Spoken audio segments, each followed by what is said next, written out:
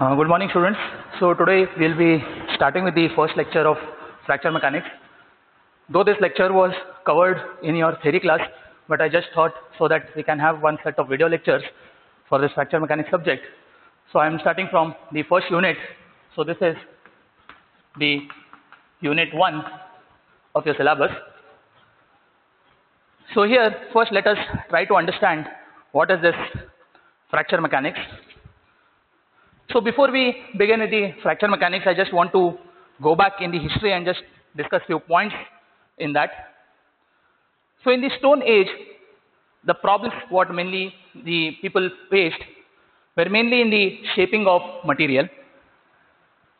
In the early days of the Bronze Age and the Iron Age, the difficulties were both in production and shaping. For many centuries, metalworking was laborious and extremely costly. So with the improving skill of metalworking, applications of metals in structures increased progressively.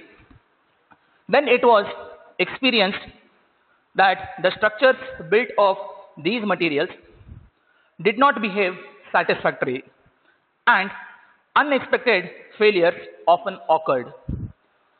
The vastly increasing use of metals in the 19th century caused the number of accidents and casualties to reach unknown levels. Most of the accidents were a result of derailing of the railway wagons caused by the fracture of the wheels or the axle or the rails.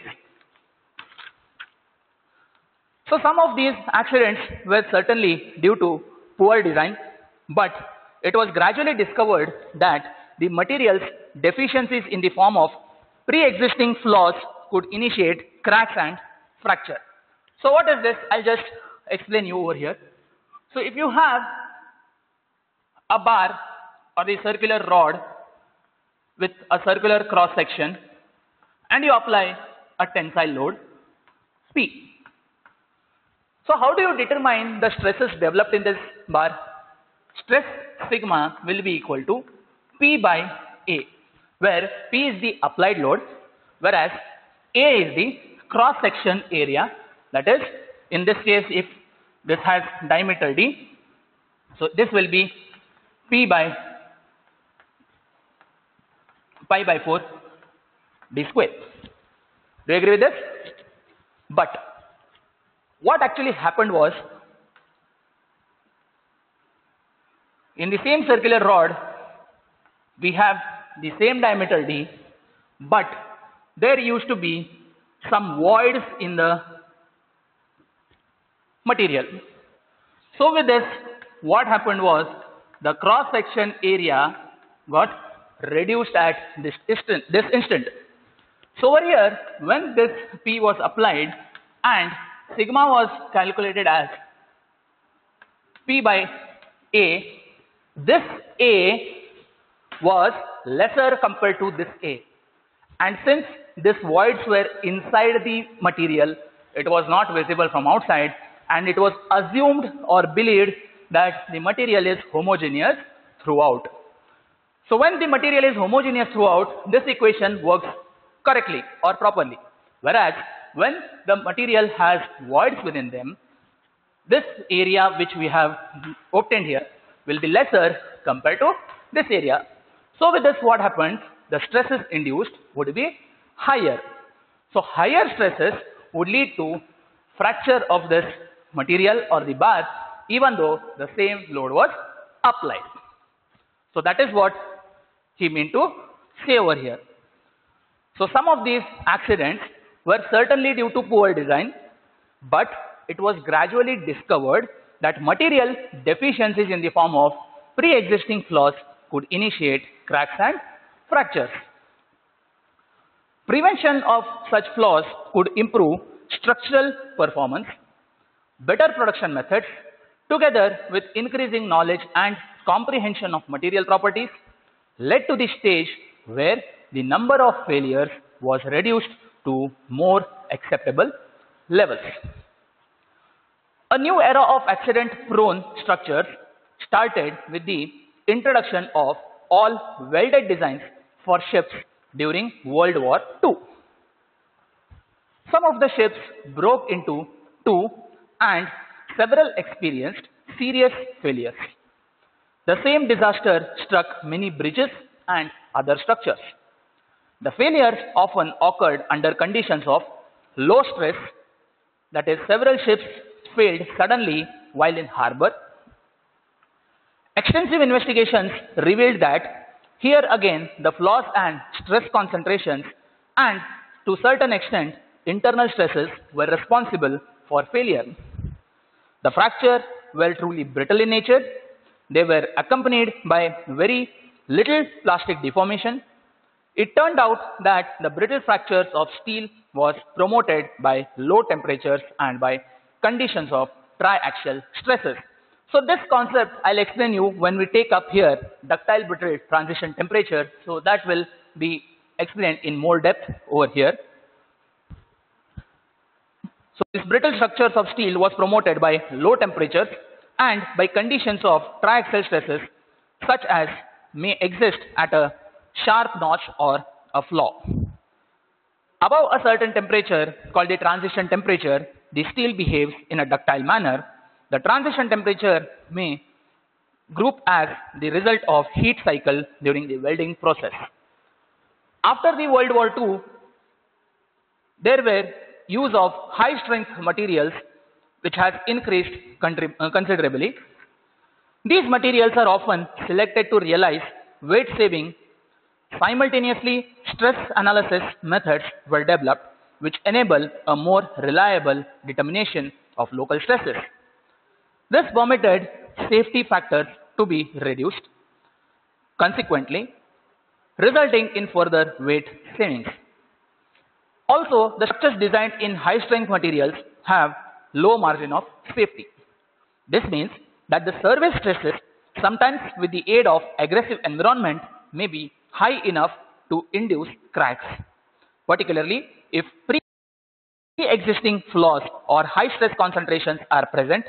The high strength materials have a low crack resistance.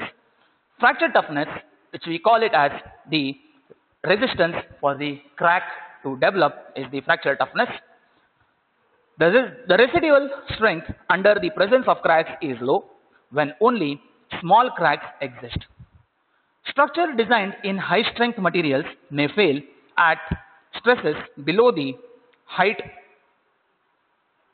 or below the highlighted service time and the service stresses they were designed for.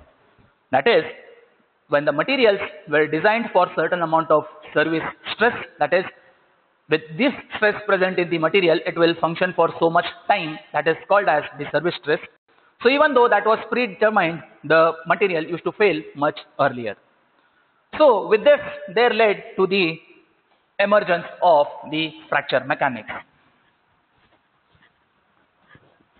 So this was about the introduction to fracture mechanics. So in short, to brief, we had conventional design.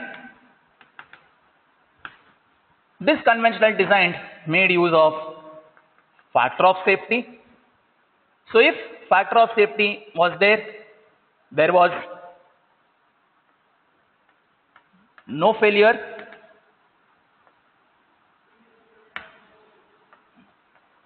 So this was accepted.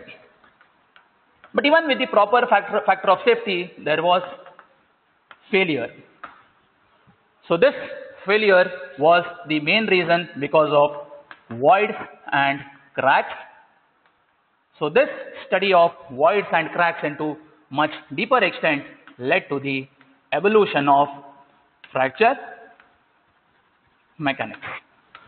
So this is the history behind the evolution of fracture mechanics.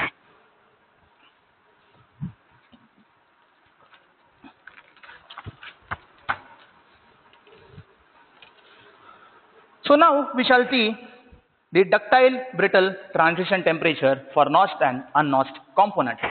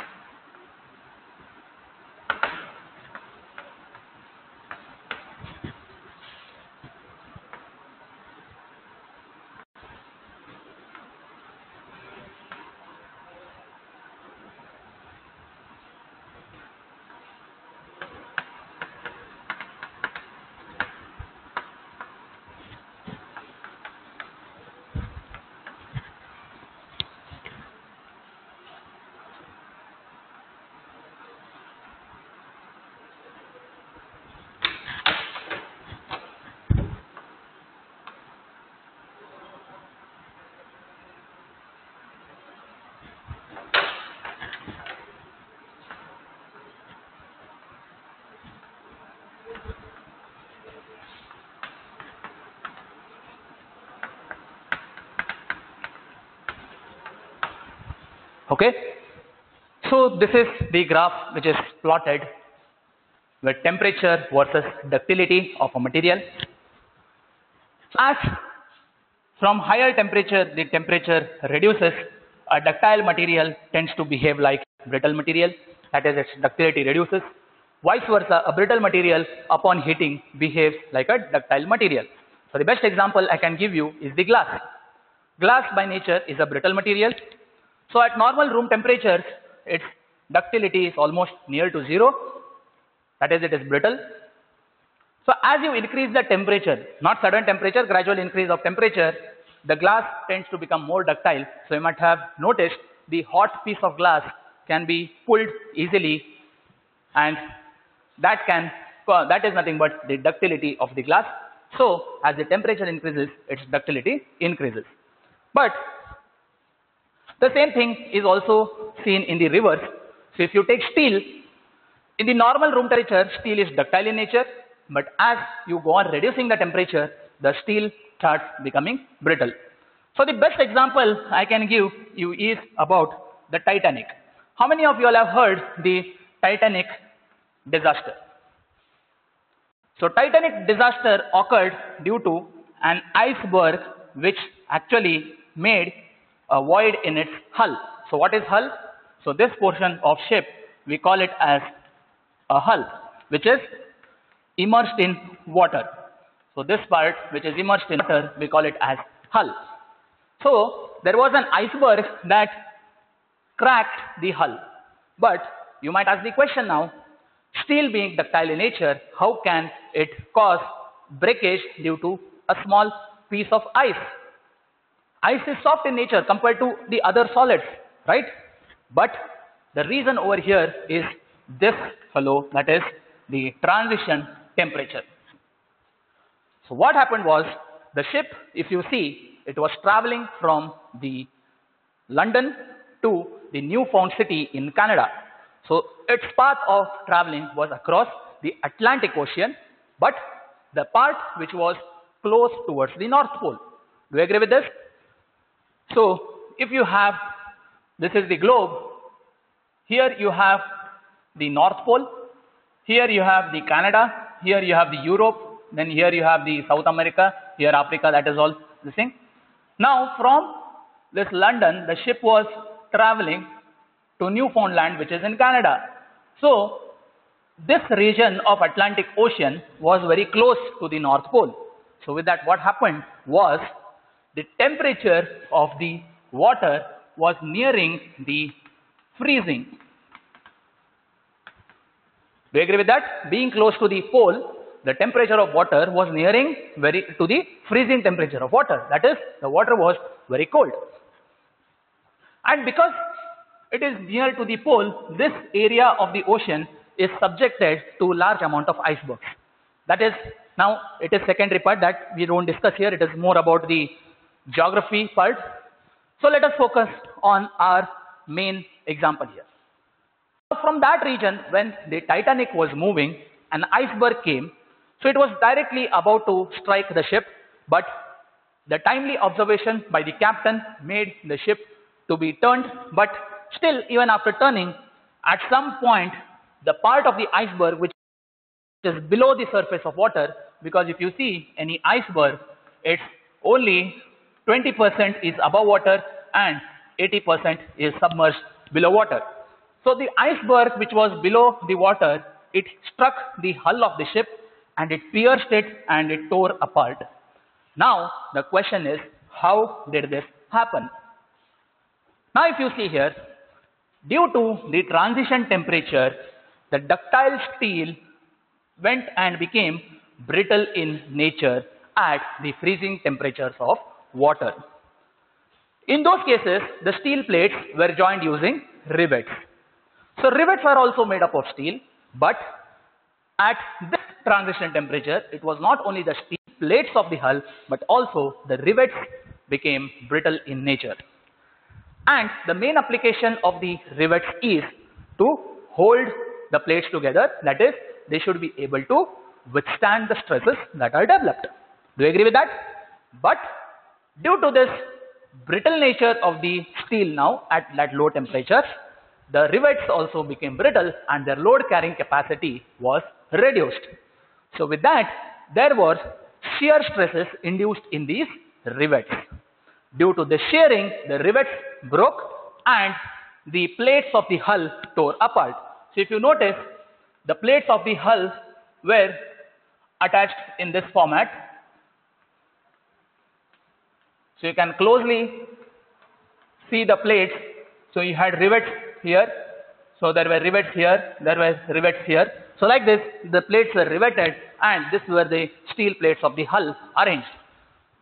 So if you take the side view of the rivet, you had the side view of the rivet like this in the steel plate. There was shearing taking place in this rivet and the shear stress taking place in the rivets, and rivets failed due to shearing. And this failure of the rivets led to break of this plates which were joined together. So they tore apart and thereby letting all the water inside the hull, and thereby the ship was filled with water and finally it submerged. And again, the second failure part of the ship was because of the load distribution. So at one end of the ship, the load was very high compared to the other end. So it broke upon in between the two, and that is the second part of the failure. So the primary failure was over here. That is the failing of the rivets which were used to join the hull of the ship. So that is nothing but the transition temperature. So you can take this definition in your notebook. So transition temperature is that temperature. Transition temperature is that temperature at which a brittle material will tend to behave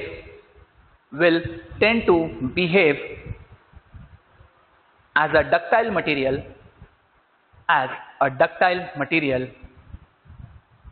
with increase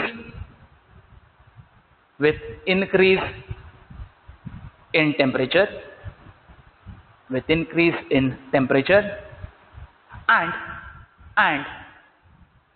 a ductile material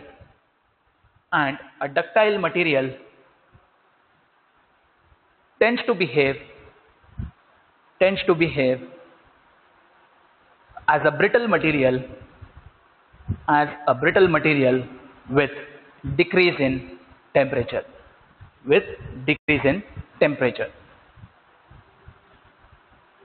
Next point you can take, when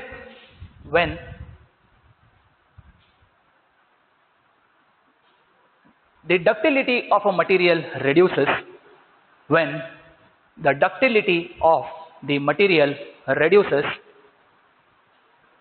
its load carrying capacity, in the bracket tensile load, the load carrying capacity, in the bracket you can take tensile load, decreases. Hence even with the loads that are permissible during normal temperatures,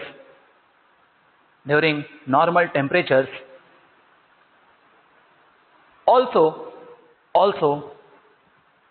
tend to be responsible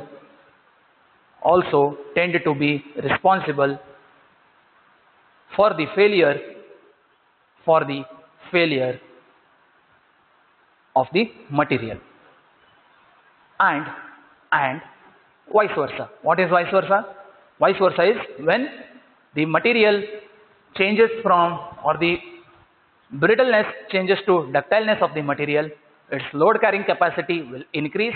That is, even with the load for which the material was failing, will also tend to carry that load at this high temperatures. So that is about the ductile brittle transition temperature. Now we shall see this concept for the notched and unnotched specimen.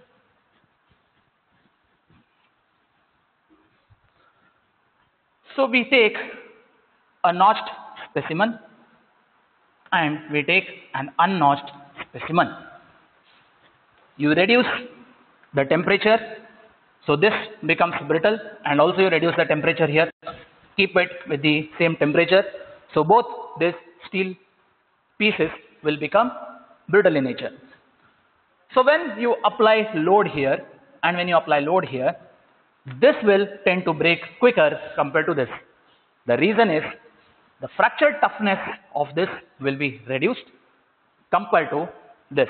So if we plot the ductile brittle transition temperature here, for the notched specimen, you will get somewhat the curve like this, whereas for the unnotched specimen,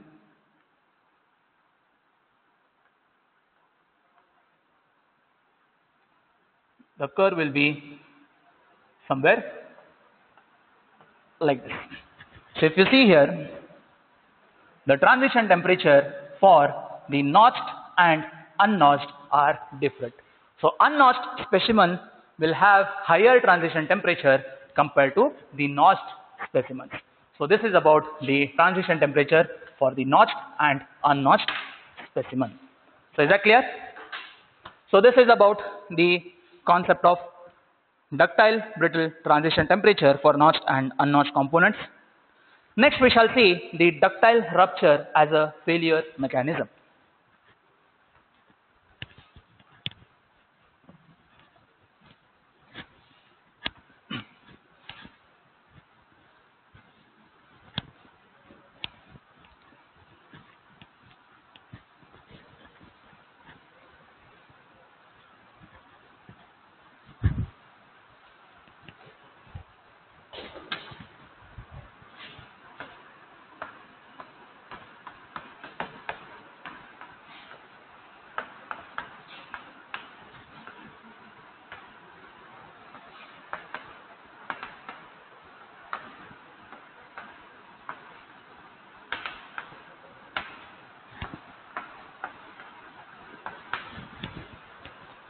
So first let us discuss how the ductile rupture takes place. So I have here the tensile test specimen. So to this tensile test specimen, the load is applied. So this tensile test specimen is made up of a number of internal voids. So the next step, what happens is, there will be coalescence of these small voids into larger voids. So these voids tend to become larger. Due to the loading, they try to coalesce. Coalesce means the small voids, they join to become large voids. Then upon further loading, that is when the stresses in this specimen crosses the yield stress of this specimen, there forms the deformation, that is necking in this specimen. So we have already seen what is this necking, and at the same time these macrovoids, these are the microvoids, these microvoids coalesce to form macrovoids. So these macrovoids again coalesce to form a single void over here in this case. Upon further application of load, that is once the loading crosses the maximum or the ultimate tensile strength in the specimen, specimen will break with a cup and cone type of failure. So now this is the process or the mechanism of ductile failure. So now this is an example for the fracture, or the, you can say, failure. This mechanism is an example for the failure. So let us discuss that part.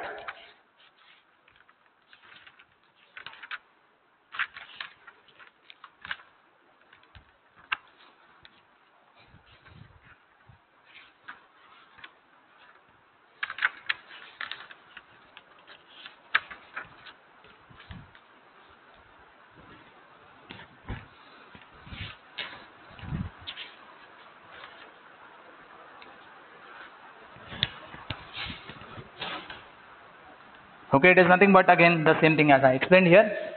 We have a tensile specimen made up of, say, a ductile material. You can take any ductile material here.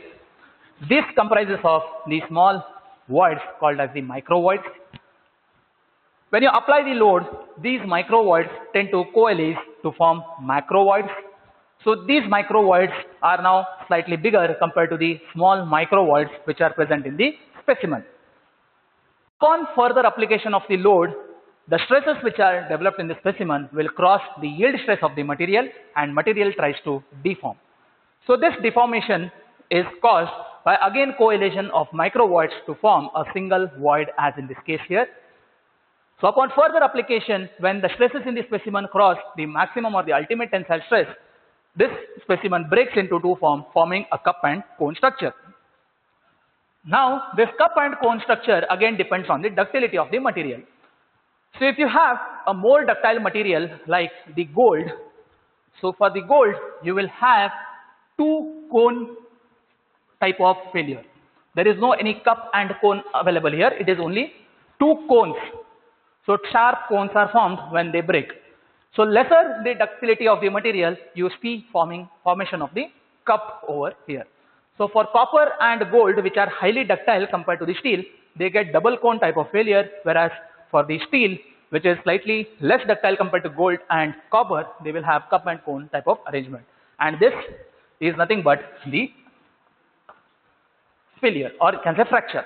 Now the difference comes over here. What is difference between fracture and failure? So here we need to understand this, which is very, very important.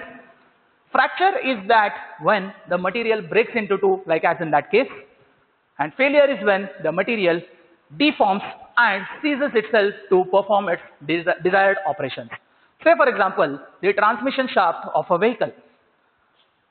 It is cylindrical in shape and it transmits the power as well as the motion from the engine to the wheels so that the locomotive or the vehicle moves. Now, if that shaft is slightly deformed, what happens? Due to the deformation in that shaft, it ceases to perform its desired function. That is, the rotation of the shaft might get locked, or the shaft may not transmit the required power to the wheels from the engine, so etc. There may be many other causes, but it will tend to cease or stop performing its desired function. So this we call as the failure of the shaft. Now when this shaft breaks into two pieces, we call it as there is a fracture occurred in the shaft. So same way, when the specimen breaks into two pieces, we call this as the fracture as a failure mechanism. Is that clear?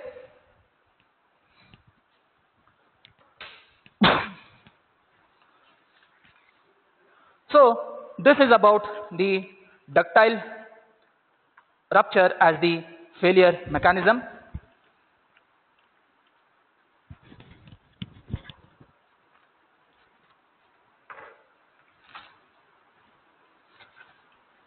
So in the next lecture, we shall see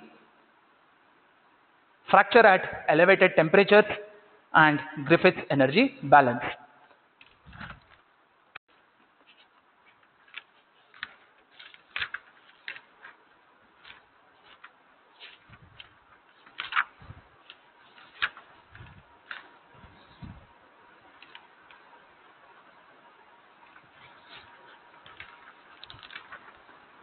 Or else here only we shall see the fracture at elevated temperature. So Griffiths we can take in the next lecture.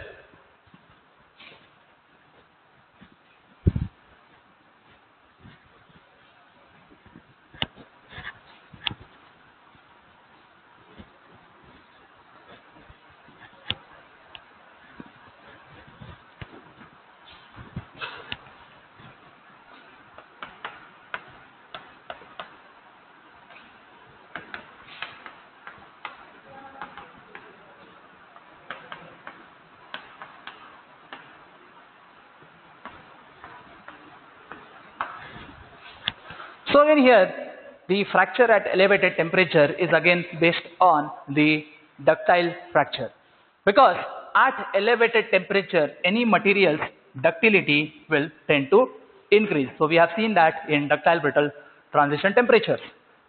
So as this temperature increases, the ductility will also increase. So with that, this fracture now forms a uniform fracture. That is, we have seen now for the stainless steel specimen, we get a cup and cone type of fracture, right?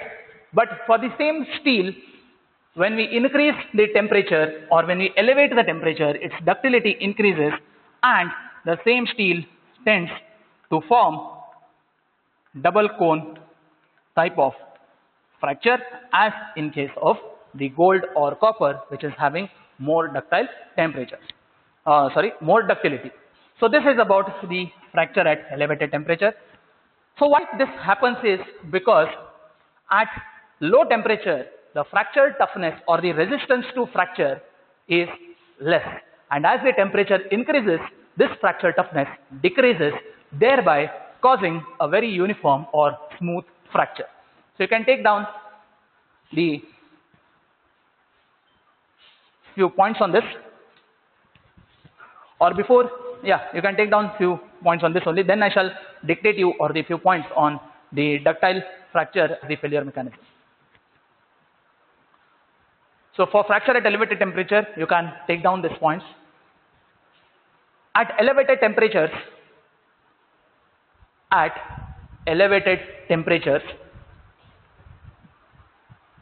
the ductility of a material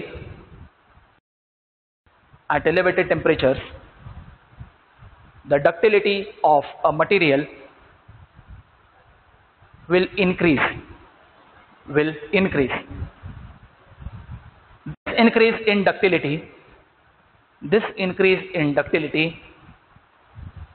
will result in smooth and uniform fracture. Next point to take. The fracture toughness of the material,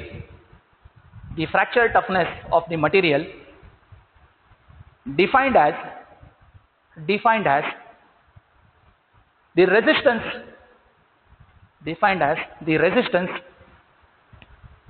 to the fracture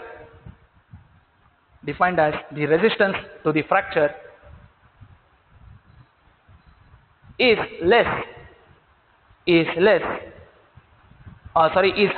more, resistance to fracture is more at lower temperatures.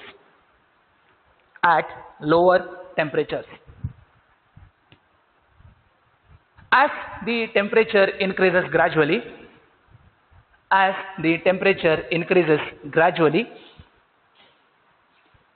the fracture toughness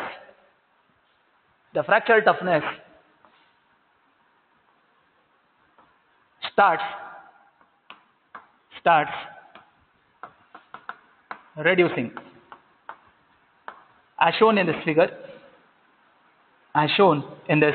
figure.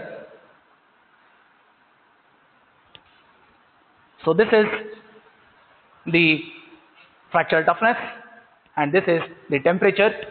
So fracture toughness starts reducing at increased temperature, or the ductility increases and fracture toughness decreases with increase in temperature,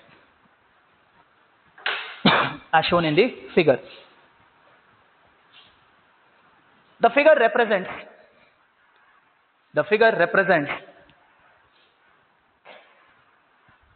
the temperature. Figure represents the temperature versus fracture toughness. The figure represents temperature versus fracture toughness. So as temperature increases,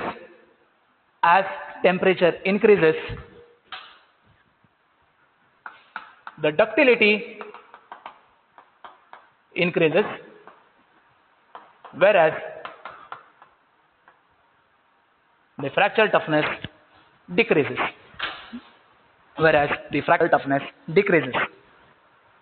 Thus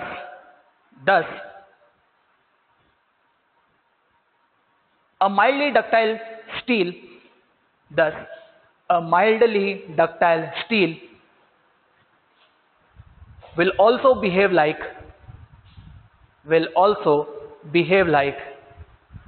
highly ductile at elevated temperature, forming double cone fracture, So this is about the fracture at elevated temperature.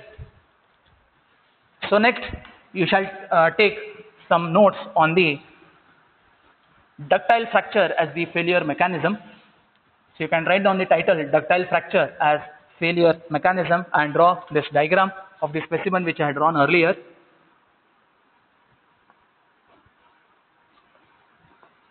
So this is the first specimen when load P is applied and comprises of microvoids.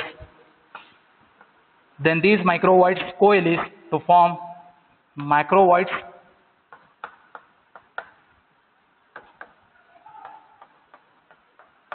And these macrovoids coalesce to form a single void with the necking phenomenon taking place here. And finally, we have the cup and cone type of fracture. So this is stage 1, this is stage 2, this is stage 3, and this is stage 4. So we have this type of fracture. So you can just take down few points on this. When a steel tensile test specimen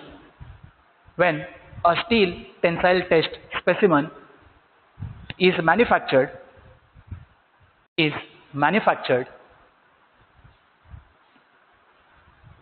it comprises of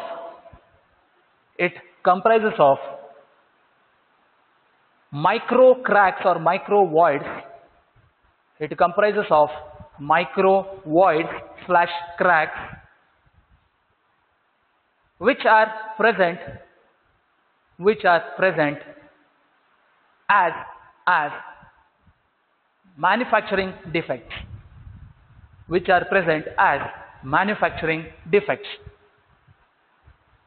Next point. When a load P is applied to this specimen, or when a tensile load P is applied to this specimen,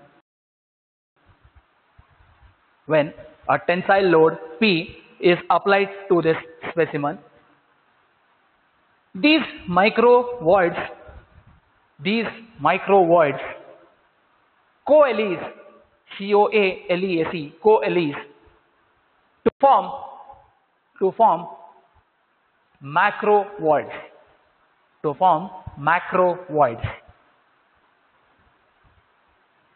Upon further application of the load, the stresses in the specimen will cross the yield stress of the steel, thereby causing necking of the specimen,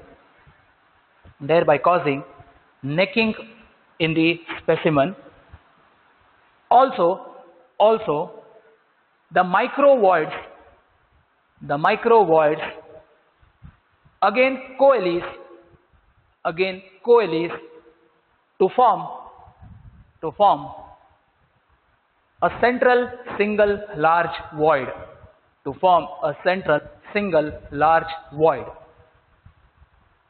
Full stop. Next point. When the stresses in the specimen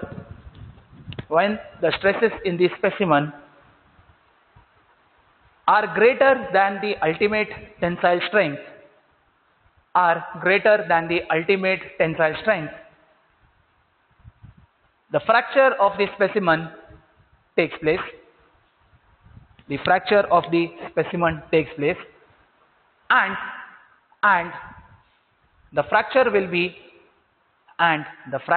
be of cup and cone type of fracture. The fracture will be cup and cone type of fracture. Full stop. Next point. Higher ductile materials like gold and copper.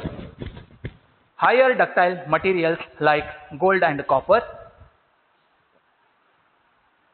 will not form the cup and cone fracture. Will not form the cup and cone fracture, but rather form double cone fracture. Form double cone fracture. So students, we have discussed about the ductile brittle transition temperature for notched and unnotched components, ductile rupture as failure mechanism, fracture at elevated temperature in this lecture. So in the next lecture, we shall see the Griffith energy balance approach and the definitions of types of fractures and failures in the next lecture, that is tomorrow. So thank you very much for patient listening. Thank you, friends.